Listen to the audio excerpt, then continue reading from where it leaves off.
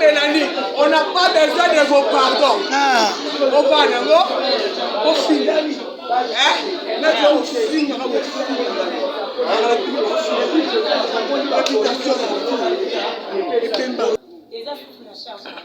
Ils ont la chance. Ils ont la chance. Maman Mélanie a kamata bilei.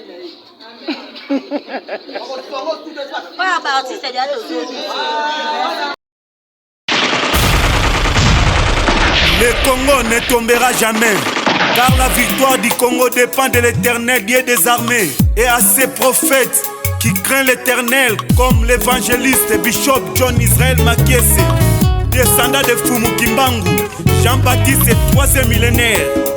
Voici le temps de l'éveil prophétique. Lèvons-nous donc comme un seul homme, peuple congolais.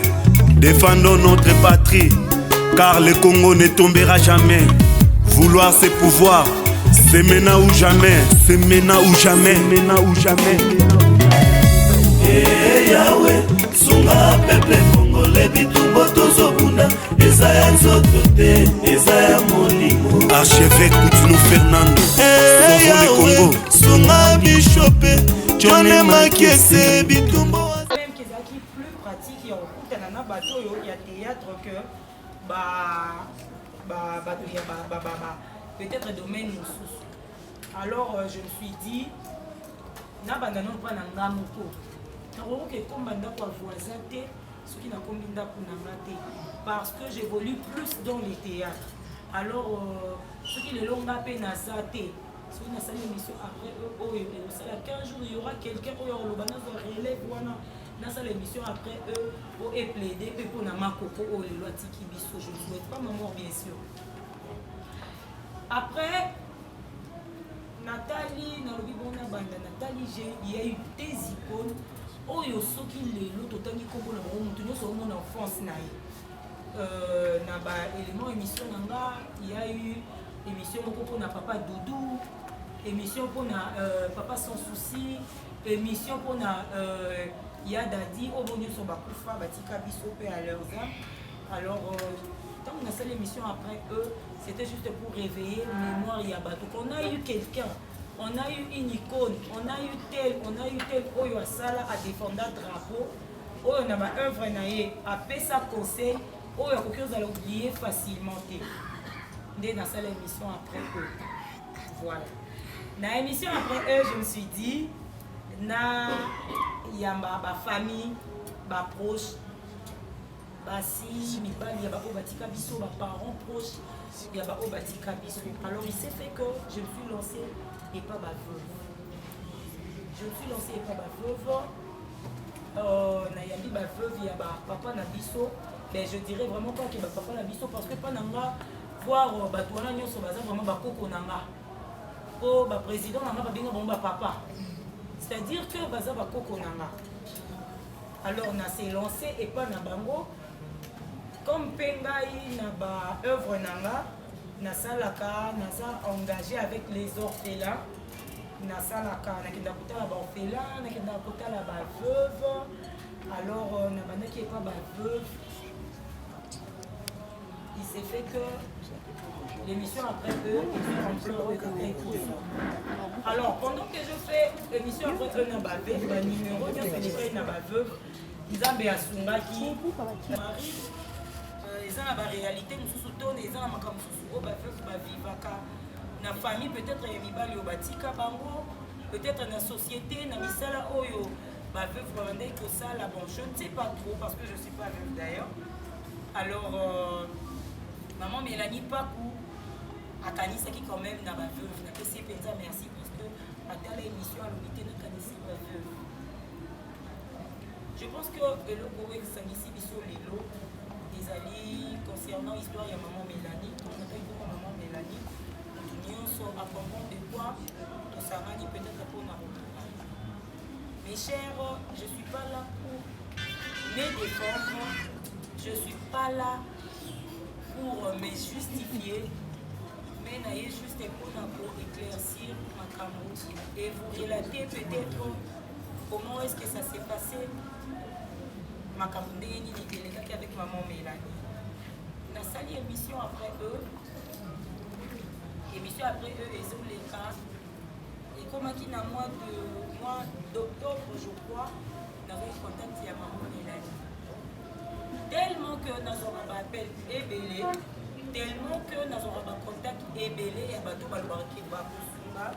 Je ne sais pas ce qui n'a pas eu une négligence, ce qui vraiment est une négligence pour l'Imisanga. Deux fois, ils ont un numéro je n'enregistre pas. Parce que les gens ont tout ça au Bengayo, où ils ont mis les soudés. Peut-être la minute où on a touché, mais l'eau comme on voit ici, peut-être qu'on a besoin d'un souda et après, avec les soudés. Il y a une maman Mélanie qui m'a appelé. Ah, il y a ici dans le coquette, moi je suis veuve. Naza veuve, j'ai 54 ans. Naza n'a pas de 9. Naza n'a pas de 9, on va dire Nana. Atikanga, en tout cas, Nalati, le numéro, il y a ma veuve, Nyonso. Et ça dit que, Nayoki passe, comment est-ce que, pour moi, on a des condamnés, ma veuve, on a des façon qui est communiquée là-bas. En tout cas, Naza la mine de sa bangoté, je vais faire un geste. Réponse n'a pas comme toujours pas bien, maman. Parce que le veuve, on dit que nous avons l'ennemi des enfants là et des veuves, le mari des veuves. Yo comme étant veuve, si on dit que nous avons la posée, nous sommes là pour moi, mais yo, quand tu laisses sa banine dans nos sous. Papa, vous avez été obété le mari. Alors, si contact na maman Mélanie a bien qui m'a dit on a continué ma campagne, et pour ça là que dans mois de novembre, on a eu appel il y a Belinda Kandi. Bellevue, on a vu appel à soeur, on a Bellevue me dira le oui, ma coco. Les gens à maman il a fallu que vous ayez Bakoli déjà et comme maman on a lobby que Bakoli a porté ça qui a porté 2 cartons il y a miné. Même si belle.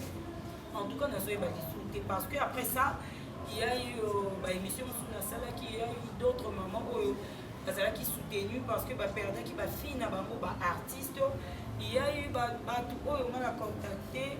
Alors, solo na bato mosusu balingi koede bango nasalisali baœuvre alors nazoyeba nanga lisusu te nayebi eza mpe na bato ebele oyo bazocontacte nga en tout cas je m'en rappelle elbe ebisinga alobi te ekoyesi eyaki mama sauf que la dame a dit comme yo ozozwama te na appel nga naki korécupérer bakoli j'ai dit à la dame non omoni eza mosala bosalaki na coquette otravaille na coquette eza entente ayo na coquette nga na coquette omote coquette c'est ma soeur après eux eza émission na ye tu vas travailler makambo mission na ye alors c'est fait que nga lobi non kandi nga nayebi nanga makambo te nazoyeba te la dame doit me contacter après maman Mélanie abati kobengaka ndenge nayoki que maman Mélanie abenginga trop.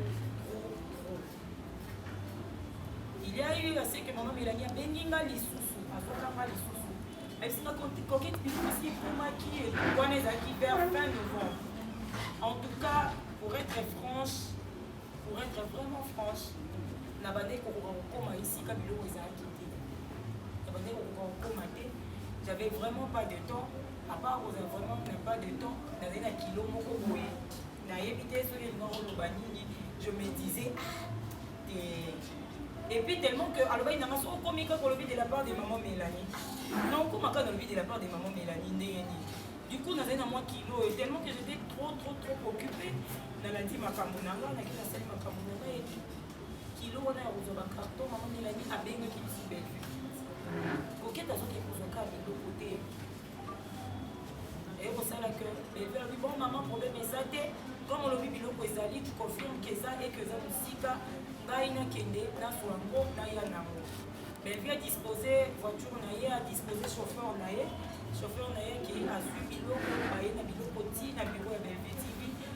belle-fille qui va m'appeler pour me dire que ma coco biloko est promis. Ah, belle-fille, c'est vrai, car tu savais qui est. D'accord. Les cas où on s'en Naleki n'a pas belle-fille na bureau. Il a fallu dans un biloko. Petit 2 cartons. Carton moko, bakomi pour le veuve et les orphelins. Baché entre parenthèses, bakomi colis pour le veuve des artistes. Carton sous bakomi pour tous. La mon carton. Ah, c'est ça, c'est vrai.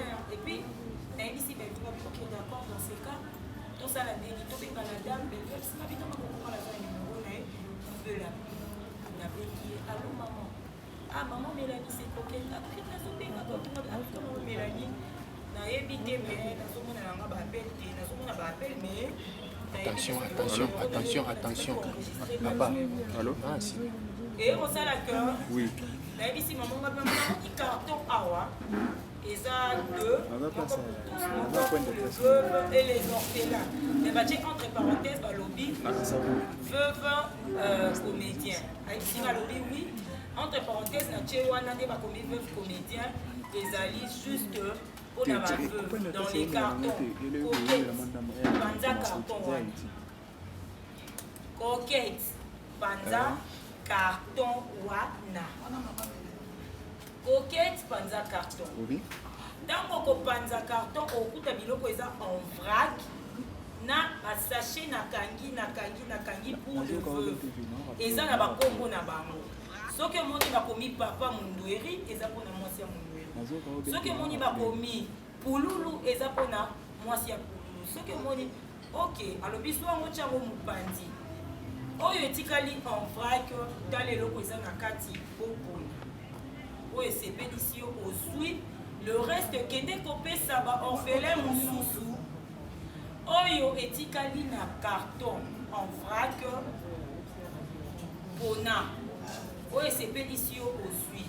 Le reste pesa ba orphelin moussousou na ba veuve moussousou. Je me suis dit maman est tombée bien parce que mala ke na kota la orphelin na ba veuve na. Alors le 31 décembre, nous avons un rendez-vous dans l'orphelinat pour nos membres.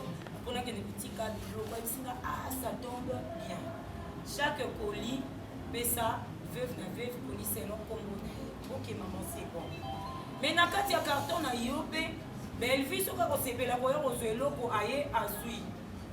Dans le carton, on se souvient pour tous, les artistes, nous sommes à Osepela, aller à Zui et l'eau. Le nom n'était pas cité et pas nanga. Alors je me suis dit, ok maman, problème est zaté, tout ça la dernière au lobby. Il s'est fait que maman Mélanie, dans ce carton, n'a qu'un carton. Tant que maman Mélanie, tout ce qui est maman carton, na bureau, on a dit bon maman, n'a filmé carton quand même. N'a filmé carton et tout. Non, il n'y a pas de problème, ma fille, qu'on filme carton. Ok, d'accord, problème est zaté. Maman, tant que dans ce cabot là, je peux filmer. Ma photo et toi, non, problème, mais ça, la montée coquette, c'est bon, le reste est ça là. Ok, merci maman, merci beaucoup. On va filmer, tu n'as pas qui t'attend.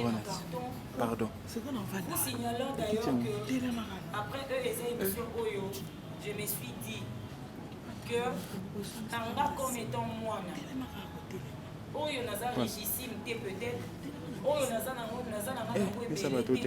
mais comme étant moi, moi qui est dans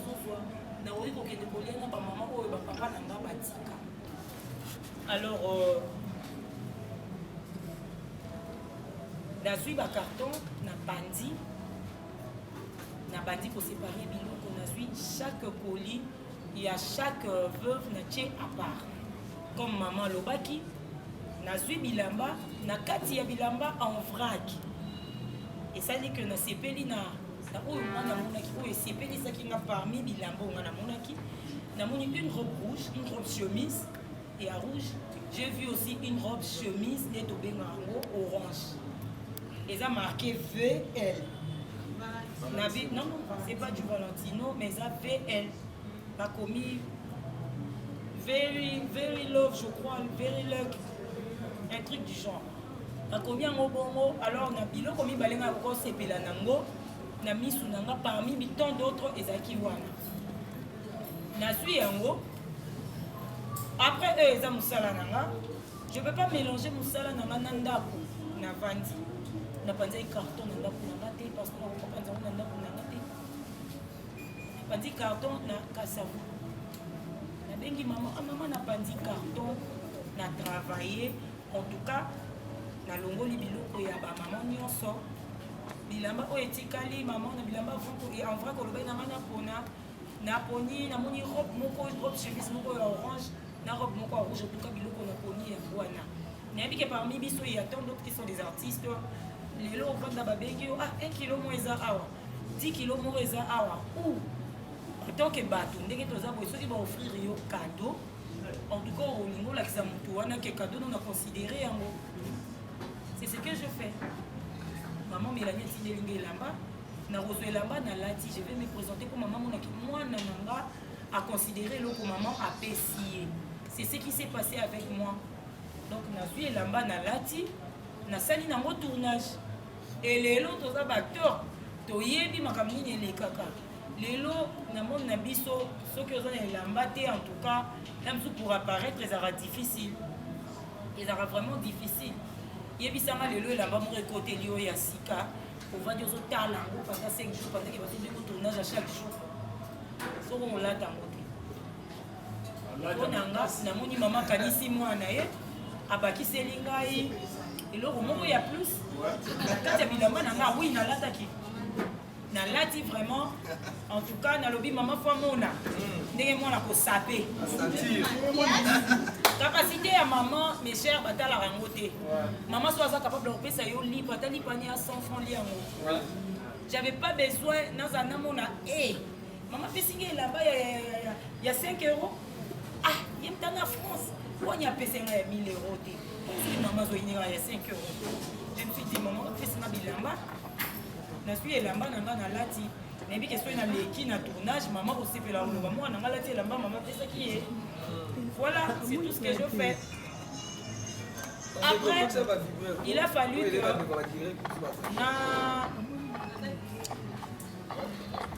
fallu que na kabola biloko ya bato naye kozwa carton apeli ya carton ezwaki nga epa ndeko na ngai ezwaki nga na novembre naye kozwa carton na mois de décembre c'était vers la fin mois de décembre vers la fin on est tous comédiens bon, on n'est pas tous comédiens mais bacomédien bazawa mpe toza biso so bato tosalaka mosala na bafestivité soki oza patron na yo moko tu te dis na mipesi repos soki osalaka pa motu bakopesa yo repos je me suis dit bon nazwa un peu de repos je vais répondre na début de l'année nazalaki na activité moko remettre badon nanga na orphelinat et puis koke komona baveuve mosusu nakaboli biloko ntango nafongoli karton namoni biloko ya motu na motu nabengi baveuve mama nanga alo bamama eza na mama moko akanisi bino aza ndeko na bino veuve akanisi bino atindeli bino koli eza na maboko nanga boza na pake motu na motu aza na pake na ye baza bamama nanga nasalaka na bango émission après eux mais nakutana na bango hors caméra nasalaka na bango émission après eux il y a d'autres nabengaka bango mes copines nasalaka na bango émission après eux mais il y a d'autres nasololaka na bango eza entre mwana na bamama na ye alors nabengi bango je me suis dit bon ekozala kitoko mpo na nga carton nano ekomi après Noël nazwi carton après Noël ekomi déjà bandekalanisation après Noël nalobi ekozala kitoko mpo na nga na bana na bamama na nga qu'on se retrouve encore tosala neti échange de vœux et puis na remettre bango bakoli na bango mama Mélanie atindaki wana ezalaki lokola mpo na nga na moni yango échange de vœux et puis fêter avec bamaman nouvelle année et puis voilà deka nasalaka na bango tokokokutana na babiloko moya bongo alors nabengai bamaman ntango ide wana eye nabengi maman Mélanie nayesinga lobi maman naketala baorphelin nanga na fin de l'année natali baveuve nanga alors nasepeli baveuve na ngai après eux baveuve ya baartiste na Vandana Bango, ça l'échange de vœux. Je veux en profiter, comme Kéyé n'a compte après eux, je vais en profiter. Je vais en profiter pour na. Alors, la maman, tout ce qui n'a compte à rencontrer Wana, je vais quand même couper sa bango, cadeau na bango. Et ça, la échange de vœux. Comme tous les chaîne YouTube, comme payer n'a compte après eux, et au salaire, il y a un qui n'a compte après eux, partenaire, moi, mon ami, a servi ma maman pour fêter ensemble, de continuer à mon chaîne YouTube. Ah, ma fille, c'est une bonne idée. Ma vie, ok, maman. Au voter, adopter, ok, c'est bon. Je vais les faire comme ça. Il s'est fait que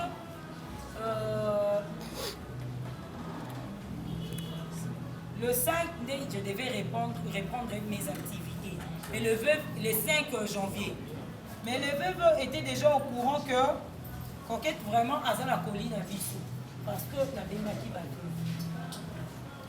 Elles étaient au courant que Coquette vraiment à la colline à Vissou. Alors, il s'est fait qu'il y a eu empêchement parce que l'état de santé n'a pas vraiment qui piété. Les lots n'a qui vont monter la Vissou, les gens à la Vissou. Quand on s'allie moins fier vraiment l'obité. Comme moi, je suis ma casse, il y a un tournage. Attends, sali moi fièvre vraiment l'obité. Na meli na ngelo romo qui tsanga fièvre na keboye na sali boye. C'est ce que je fais. Alors je me suis dit ma casse c'est ça na meka na que j'ai répondu na activité à ba au fela. Il y a d'autres veuves et puis voilà na bengi ba veuve mususu. Il s'est fait que le 5 j'ai repris ma kamususu na zanki nango tant penza et pesa qui m'a été et permettait qui vraiment que na remettre ma veuve bilo na bango. Alors na bengi ba veuve. J'ai commencé d'abord par appeler maman Mélanie. Allô maman, j'ai repris mes activités.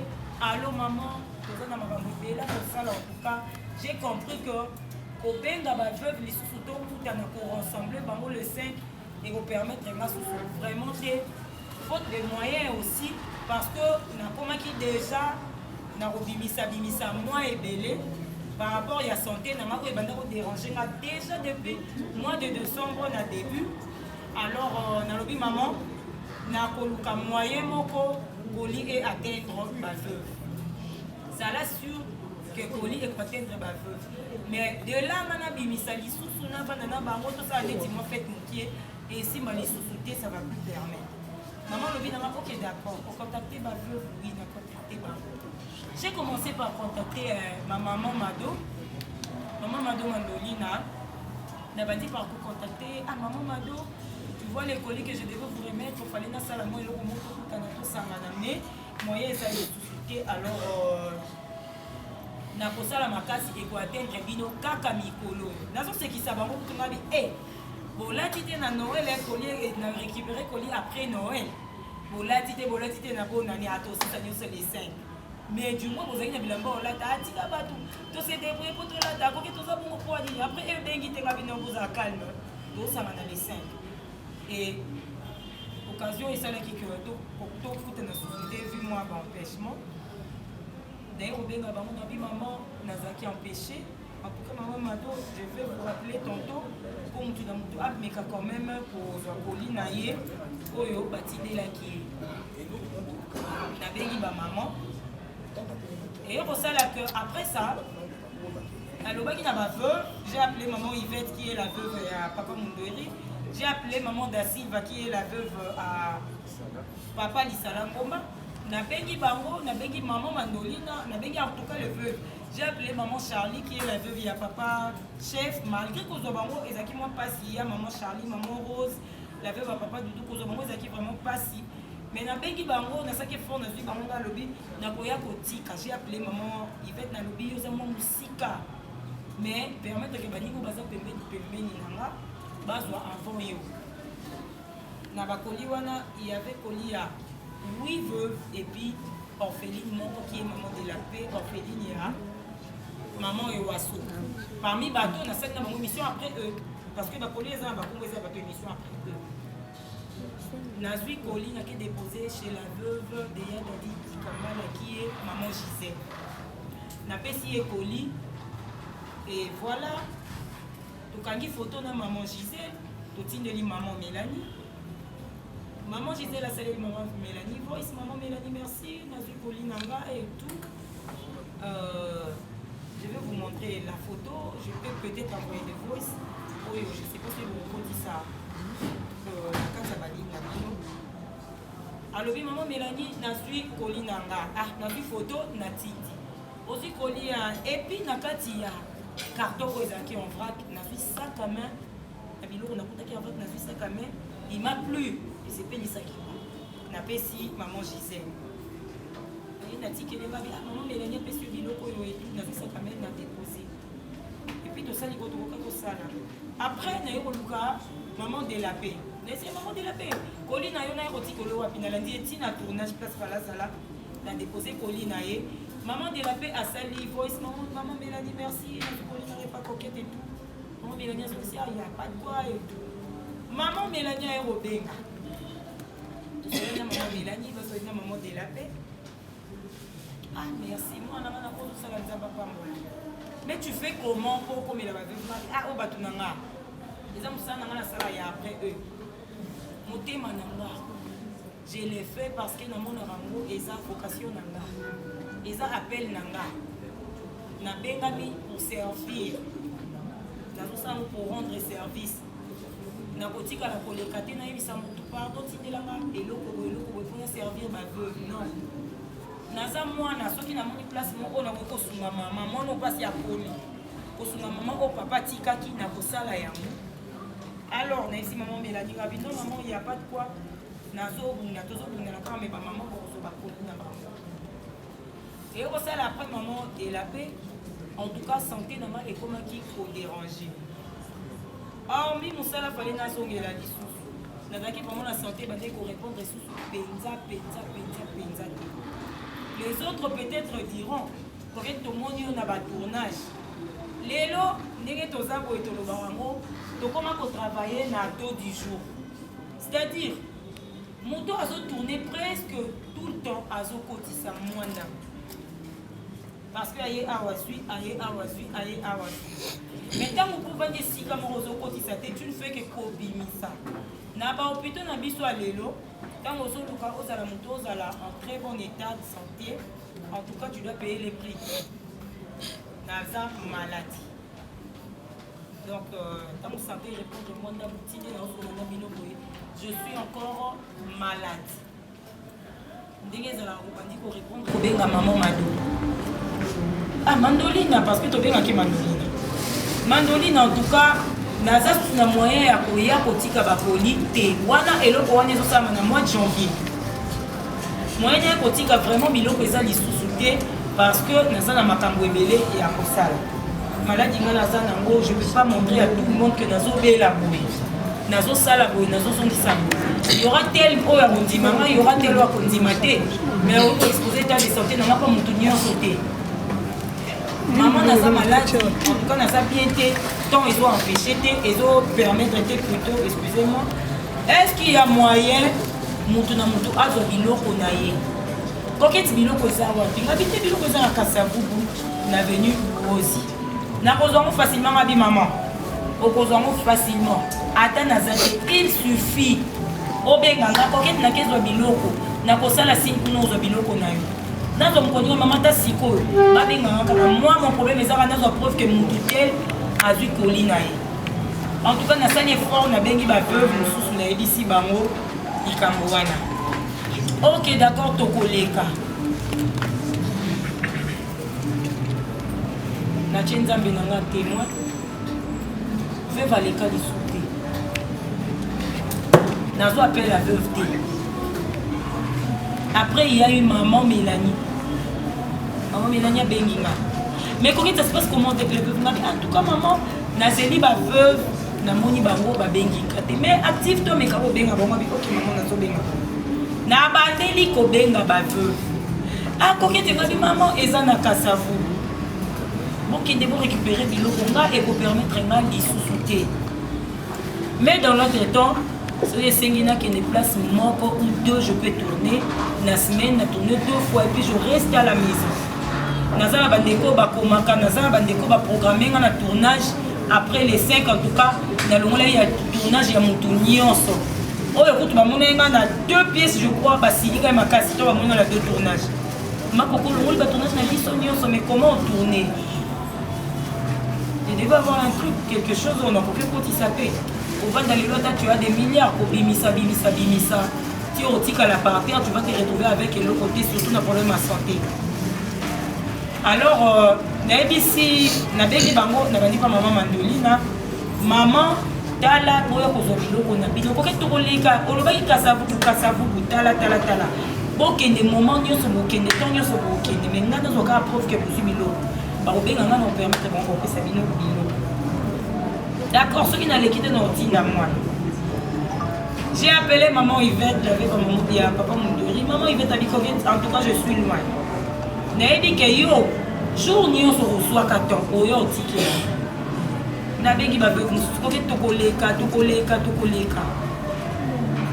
Ba maman ba tu basi ba poli, je peux pas koloba ki ba maman ba tu. Ba sala ki soki ndeni peut-être maman nous te peut que déranger, soki nga pour te gêner déranger. Non, ce ba so ita on likate. Après j'ai reçu l'appel de Maman Mado, après tant moko, maman Mado benginga isna kokit ba benginga pa maman moko za na poto, alobi atindelinga biloko pa na yo neke ko. Ba bebe maman Mado. Kaka maman wana o atinde biloko asikeza te. Kaka maman wana atindaki biloko ngo ya muka keza oyo ifo ya o récupérer. Kaka yango ba bengi maman kaka yango dans ce cas na ko yango. OK, d'accord, problème te.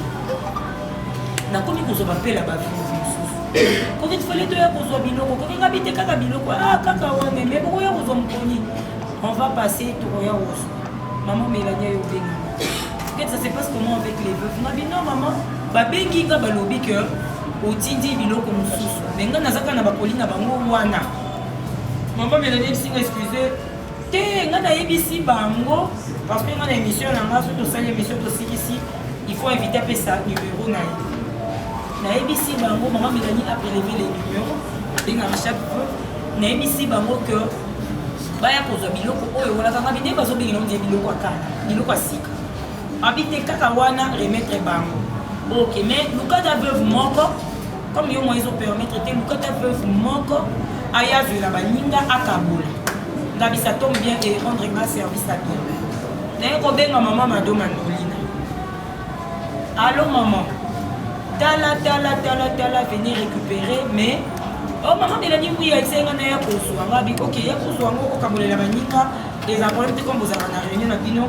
OK d'accord s'il y a pas moyen na otinda mona oyo na vandi na zeli ba otiba tinda mona na monité en tout cas place sur la tinda bango place sur la tinda bango pour récupérer biloko na moni appelle monte ba benginga que mère neza boye ba pour récupérer biloko et tout na monité.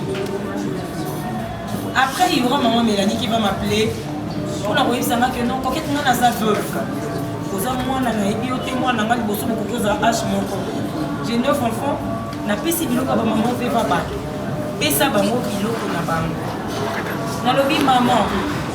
Na solina maman Mado, kaka ndemo lobaki alobi akoya kozwa pa kabelela baninga nyonso, je vais faire plus. Na kabole akabolela baninga nyonso. Mais maman Mado na yete. OK maman Mado ayete comme soki maman Mado aye pesa ye carton ya biloko nyonso na tinda keza carton munene pesa ye biloko nyonso. Pardon ya. Na ABC nga lobi maman Mélanie. Biloko wana eza na carton te. Parce que olobaki na nga pasola carton kabola zo biloko ba veuve tia pa mon mutako ya ko récupérer et puis le reste, ça va faire mususu na ba veuve mususu, c'est ce que je fais. Place pe na kaboli biloko na pandi carton zanga kwa bato. Na kokoti ka carton on a mais le reste des affaires à part ba robo na sepela ina le reste des affaires na pesi déjà na orphelinat. Ils ont les la chaîne na ko TV. Le 31 décembre na pesa qui déjà. Et ça na biloko mususu ngana samelaka na kende l'église. Alors l'église na ma personne na mona ba o baza en manque en tout cas. C'est ça qui peut monter, c'est ça qui peut monter mon titi. Jérémy. Maman biloko ni asuna kartoke. Biloko wana etikali biloko ya ba veuve. Oyo faut ba ya poso. Ah d'accord. Sobi ka bomba ya poso. Le lendemain, on a appelé à moi, il y a papa chef. Ok, maman Mélanie. Nous on a appelé à maman, il y a moi, il y a papa Doudou. Et si maman Bilo, on a vu ça. Je suis sûr que vous avez Bilo, en tout cas, vous avez permettre de se soutenir dans la kotika, n'est-ce pas tout solo là. Et au ça la cœur. Maman Mado, comme ça, Bendiga. Coquette, maman Mélanie, on vient aux carton et Bilo que pas n'a c'est non, maman Mado. Carton, eza lisusu te biloko wana eza na ba paquet, eza sac moko na koti biloko bino so ba peuple na kati fo. Non, coquette eza carton ba bi maman Mado. Ngai mutu na travailler na maman Mélanie tika na expliquer yo. Maman Mado bi na manquer respect. Na lobi ngai na travailler na maman Mélanie biloko wana sur na carton te maman Mélanie ba ki na na panza. Non, eza na carton parce que asali na biso groupe WhatsApp toza na kati j'étais surpris. Toza na kati alobi keza carton ya munene ngabi no maman na travailler na maman Mélanie eza carton te eza nani bilo na bino ba veuve eza. Maman Mado bi na manquer respect. Eleki wa eleki et on sait que maman Mélanie ko ba veuve ba ko mo bien maman pour sélectionner mutu moko. À la fin koko bi côté le ndé mutu ya ko bima.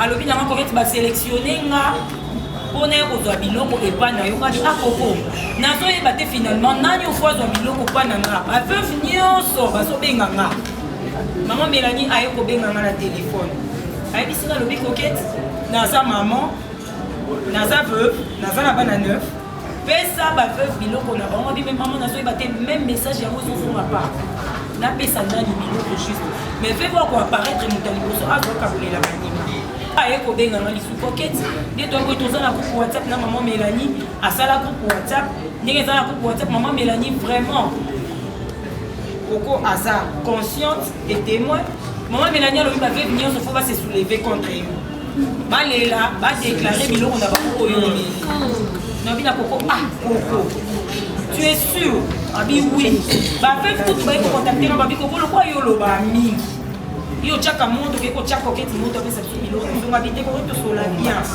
to sali de ba émission a solo linanga bien na benga yo na loba na yo yango na bengi na bina Coco en tout cas bolimisanga na yo kai mwa kanda na bina Coco bimisango dire na yibi biloko ba biloko eza kuna tala yo coquette solula mona senga bi non biloko ezali Coco ya kalobi on récupérer biloko coquette na ya lobi passer ma adresse na vu adresse na tineli Coco na vu adresse na renouveler adresse pour tout pas ya maman Mandolina pendant que na pesa déjà maman Mélanie adresse maman Mélanie obengama et puis maman Mélanie maman oza maman ngala za mwana est-ce que otiti ba veuve ba doit biloko bazwi biloko na bango ba dit que ezate ba yaki pa na ko zo biloko ba biloko ezate. Est-ce que makambo loba ina ngana sala na sanité pourquoi vous permettre ba maman na ba se soulever contre nga est-ce que ngana loba ki na ozo biloko ba veuve o la ta ba bino maman est-ce que même ozo biloko na ba ngisa o yo loba ina ngana sala na sali na panti carton et tout na audio les enregistrements na panti carton il fallait na enregistrer parce que donc comment on se sentir déjà et puis makambo Naïmi c'est un lobby maman, na ça qui n'englobe. Ah, excusez-moi, moi, dans ma partie, voilà, j'ai pas compris. Ok. Raison pour laquelle na ça qui émission après eux. Émission après eux, l'émission après eux est l'obéla sur bateau Batika Bisso. Nos célébrités au Batika Bisso. Donc après l'émission après eux est à Mamaté. Ezali pona nyonso célébrité nyonso c'est pas seulement pona bato ya théâtre quand bien même kezalaki plus pratique ya okutana na bato oyo ya théâtre que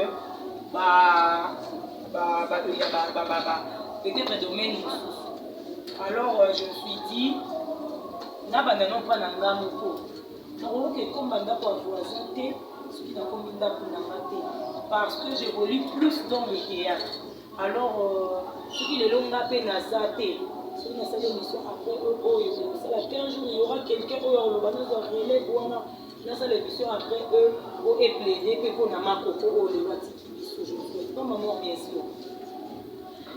Après, Nathalie, Nathalie, il y a eu des icônes. Oh, il y a ceux qui les totali comme on a beaucoup sur mon enfance. Élément émission il y a eu émission pour Papa Doudou, émission pour Papa Sans Souci, émission pour Yadadi, au bon Dieu sur Bakoufa, Batika Bissopé à l'enfant. Alors, quand on a fait l'émission après eux, c'était juste pour réveiller la mémoire Yabadou. On a eu quelqu'un, on a eu une icône, on a eu tel, Oyo Asala a défendu un drapeau, Oyo n'a pas œuvre a fait sa conseil, Oyo a quelque chose à l'oublier facilement. Dès dans cette émission après eux. Voilà. Dans l'émission après eux, je me suis dit, il y a ma famille, ma proche. Si mes parents proches, il y a alors il s'est fait que je suis lancée et pas baveux. Je suis lancée et pas baveux. Il y a papa Nabiso. Ben je dirais vraiment qu'il y a papa Nabiso parce que pendant voir Batouana Nyon sur Baza vraiment Bakoko Nanga. Oh, président Nanga Babinga papa. C'est-à-dire que Baza Bakoko Nanga.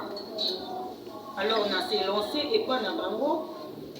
Comme Pengai n'a pas œuvre nanga, Nasalaka, Nasa engagé avec les orphelins, Nasalaka, Nakidakota la orphelin, Nakidakota la veuve, alors Nabanda qui est pas veuve. Il s'est fait que l'émission après eux. Alors pendant que je fais l'émission après eux, la veuve. Nzambe asungaki baveuve na biso ya émission après eux bazwaki quand même motokokai na kokanisa bango to kosunga bango ke je remercie d'ailleurs na kombo ya maman Mélanie Paco que je remercie vraiment parce que talaki émission après eux en tout cas alobaki passe étant veuve aussi alobite il faut na sunga pe bandeko na moi baveuve peut-être après le mari ils ont la réalité, nous sommes tous les gens na famille, peut-être les mibali batika bango, peut-être dans la société, dans misala oyo, veuve rwandais que ça là bon, je ne sais pas trop parce que je suis pas veuve d'ailleurs. Alors maman Mélanie Paco a kanisa qui quand même na veuve, na kesi penza merci parce que après l'émission à l'hôpital na kanisa veuve. Je pense que le pour eux ça dit c'est lelo. Les amis concernant l'histoire de maman Mélanie, comme maman Mélanie, nous sommes à comprendre de quoi au Sarani peut-être pour nous.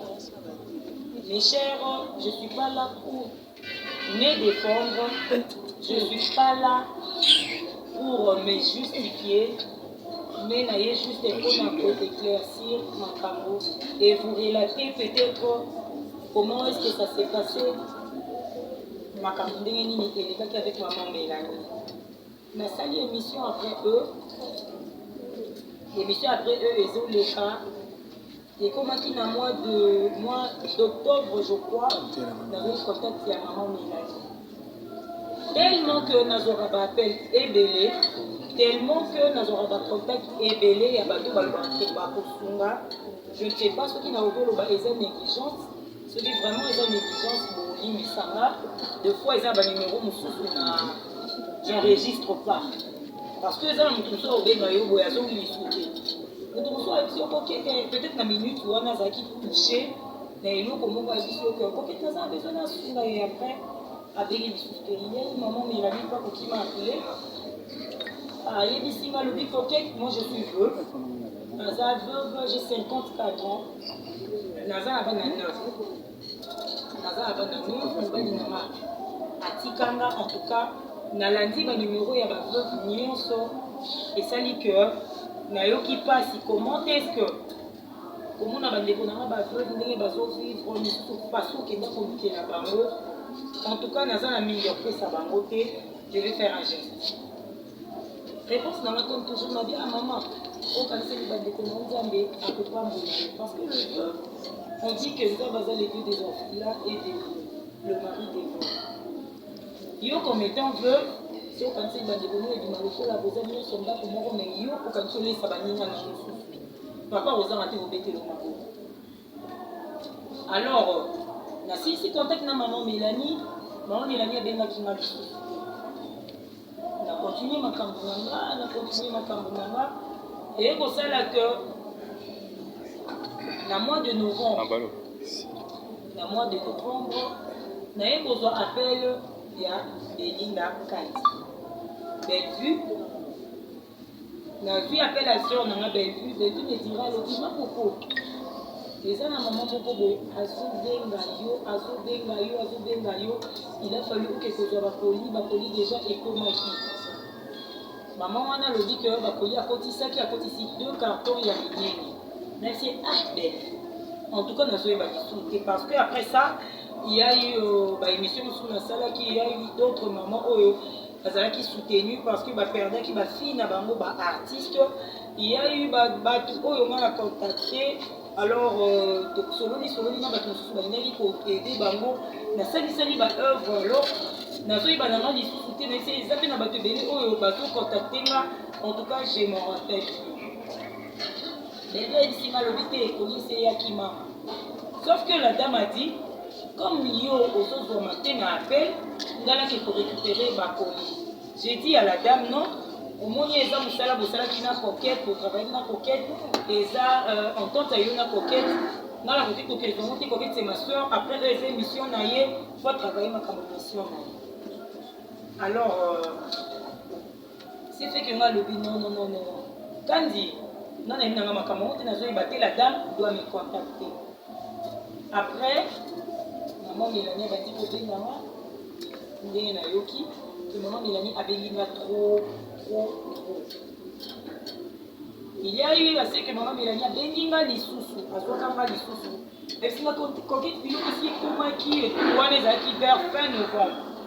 En tout cas, pour être vraiment franche,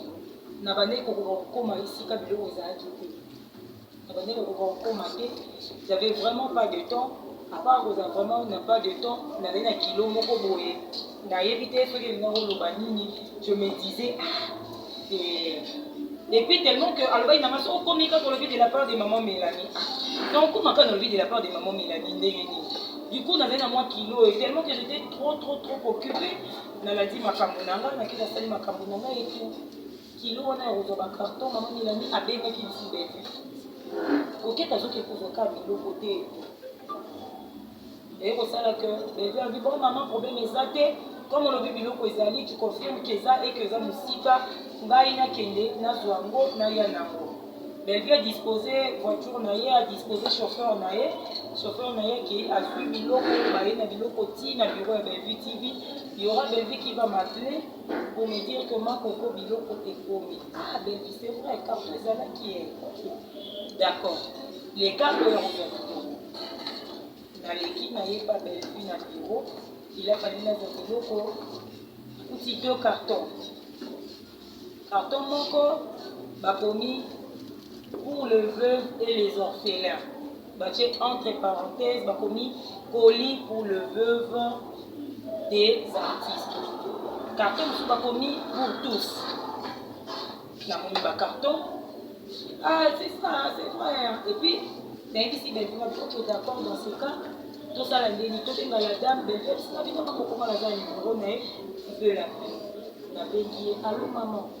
Ah, maman Mélanie, c'est coquette. Ah, peut-être que tu as en tout cas, maman Mélanie.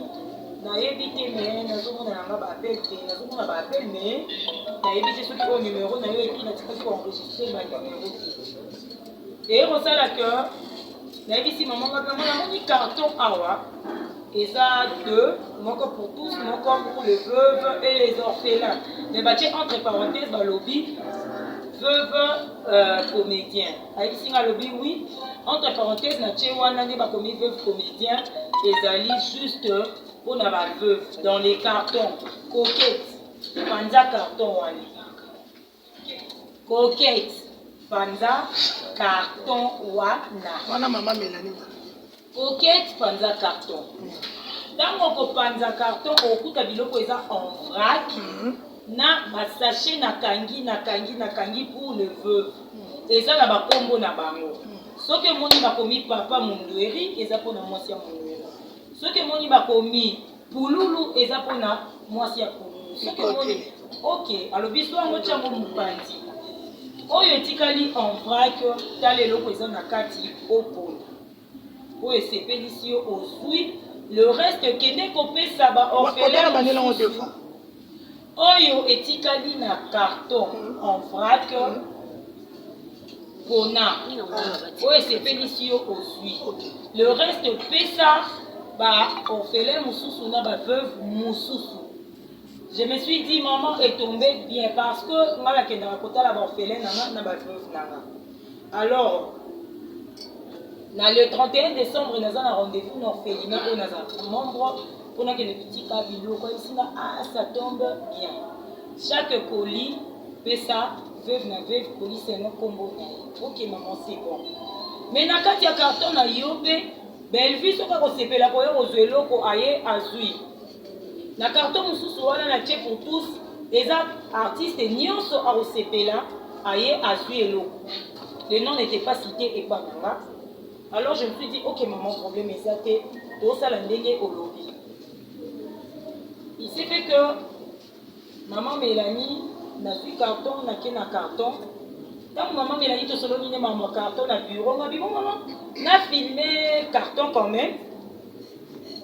Maman Charlie qui est la veuve ya papa chef malgré que Zobango ezaki moi passe il y a maman Charlie maman Rose la veuve à papa Doudou que Zobango ezaki vraiment passe mais na bengi bango na saki fond na vie bango ga lobby na koya kotika j'ai appelé maman Yvette na lobby yo za mo musika mais permettre que baningo baza pembeni nanga bazwa avant yo na bakoli wana il y avait colis à 8 veuves et puis orpheline mon qui est maman de la paix orpheline ya maman et Wasso.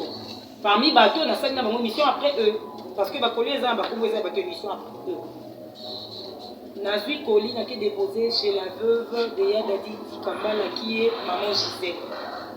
N'a pas si Koli. Et voilà. Donc quand il photo na maman Gisèle, tu tiens maman Mélanie. Maman Gisèle a salé maman Mélanie. Voice maman Mélanie merci. Nazui Koli nanga et tout. Je vais vous montrer la photo. Je peux peut-être envoyer des voices. Oui, je ne sais pas si vous reportez ça. Alors, maman Mélanie, n'a vu Koli Nanga. Ah, n'a vu photo, n'a tindi. Aussi Koli, et puis n'a pas dit carton aux acquis en vrac, n'a vu ça quand même. N'a vu ça quand même. Il m'a plu. Il s'est payé ça qui m'a. N'a pas si maman Gisèle. Maman Mélanie a fait sur biloko na vu ça quand même a déposé et puis tout ça il autoroka ko sala après na yo luka maman de la paix c'est maman de la paix Koli na yo na yo tikolo wapi na landi eti na tournage place sala sala na déposé Koli na ye maman de la paix a sali voice maman Mélanie merci Koli n'est pas coquette et tout maman Mélanie a dit il y a pas de quoi maman Mélanie a robenga tout ça maman Mélanie va sortir maman de la paix. Ah merci, moi on a tout ça là papa moi. Mais tu fais comment pour comme il va vivre ah oh batunanga. Les hommes ça nanga la sala ya après eux. Motema nanga. Je l'ai fait parce que na mon rango eza vocation nanga. Eza appel nanga. Na bengami pour servir. Na ça pour rendre service. Na botika la kolekate na yebisa mutu pardon tindelanga eloko pour servir ba veuve non. Naza mwana soki na moni place moko na weko sunga mama mwana opasi ya komi kosunga mama ko papa tikaki na kosala yango alors na isi maman Mélanie ngabi non maman il y a pas de quoi nazobunda tozobunda na kama ba maman bozo ba komi na bango et au sala après maman de la paix en tout cas santé nanga et comment qui ko déranger hormis musala fallait nazongela lisusu nazaki vraiment la santé bande ko répondre sous penza. Les autres peut-être diront que tout le monde a un tournage. Les lots, nous avons travailler na taux du jour. C'est-à-dire, mon tour a tourné presque tout le temps à Zokotisa Mwanda. Parce que aye awazui. Mais quand vous pouvez dire si comme Zokotisa, c'est une fait que copie ça. Na ba hôpital na biso à lelo, tant aux autres luka aux à la moto aux à la en très bon état de santé. Merci.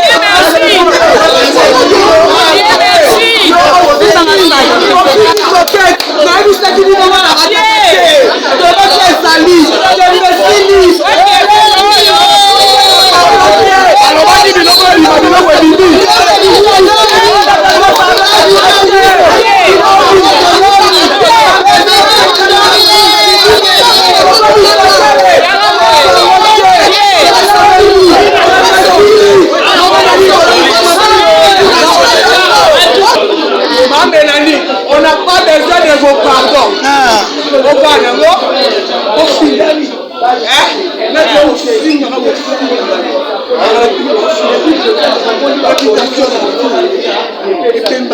na motema malamu na yo na volonté na yo ya kosunga bandeko na biso oyo batika basi na bango. En tout cas, côté wana nzambe apambola yo, mais il fallait réfléchir avant ya kosala émission na Kisasa awa na ba veve mwana no pe koketa ngo azalaki na ye. Maman même oyo ya groupe ya WhatsApp ou maman Milena sayaka koti ba. Il fallait pas kota koketa koti. Groupe ya WhatsApp. Nini balobaki? Ba maman so balobe nini? On ne sait jamais. Nzamba pianga mbongo. Ata na kufi. Mwati na mabaya na ngai. Azako.